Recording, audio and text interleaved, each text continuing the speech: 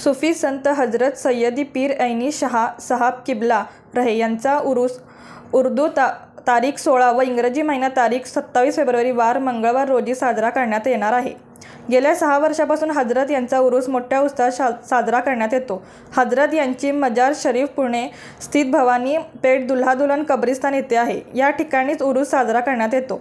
सुफी संत Hazrat Anne Shah रहे यांचा उरूस हजरत यांचे वारसदार जानशीन हजरत शाह नजीरुद्दीन कादरी उर्फ मखदुमी शाह यांच्यामार्फतच उरुसाचे सर्व नियोजन केले गेले आहे।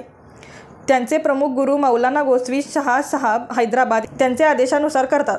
सुफी संत हजरत ऐनी शाह रहे यांचे मुरीद शिष्य अखंड महाराष्ट्रभर आहेत। हजरत यांचे सर्व शिष्य हजर राहून उरुसाचे सर्व कामकाज पाहतात। सायंकाळी असरच्या नमाजनंतर हजरत यांचे मजार शरीफवर गिलाफ चादर चढवण्यात येतो व मजार शरीफवर फुलपान करण्यात येतो।